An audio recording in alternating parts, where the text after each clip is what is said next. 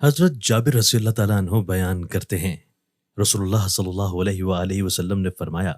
شیطان اپنا تخت پانی پر سجاتا ہے، پھر وہ اپنے لشکروں کو روانہ کرتا ہے، وہ لوگوں کو گمراہ کرتے ہیں، ان میں سے اس کا زیادہ مقرب وہ ہوتا ہے جو ان میں سے سب سے زیادہ گمراہ کن ہے۔ ان میں سے ایک آتا ہے تو وہ بتاتا ہے،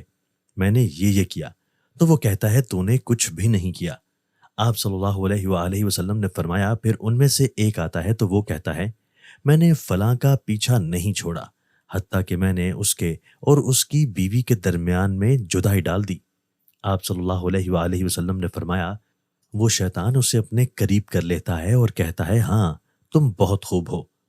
امش بیان کرتے ہیں، میرا خیال ہے آپ صلی اللہ علیہ وآلہ وسلم نے فرمایا تو وہ شیطان اسے گلے لگا لیتا ہے۔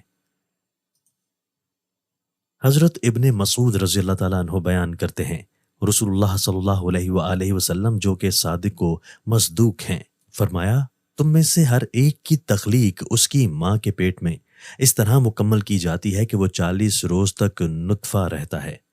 پھر اتنی مدت جمع ہوا خون رہتا ہے، پھر اتنی ہی مدت گوشت کا لوتھڑا رہتا ہے، پھر اللہ 4 باتیں لکھنے کے لیے اس کی طرف ایک فرشتہ بھیجتا ہے، بس وہ اس کا عمل، اس کی عمر، اس کا رزق اور اس کا بدنصیب یا سعادت مند ہونا لکھتا ہے،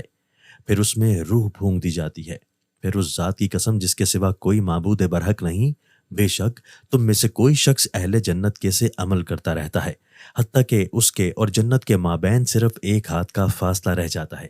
تو وہ نوشتہ تقدیر اس پر غالب آ جاتا ہے، تو وہ جہنمیوں کا سا کوئی عمل کر بیٹھتا ہے تو وہ اس میں داخل ہو جاتا ہے، اور اسی طرح تم میں سے کوئی جہنمیوں کے سے عمل کرتا رہتا ہے حتیٰ کہ اس کے اور جہنم کے درمیان صرف ایک ہاتھ کا فاصلہ رہ جاتا ہے،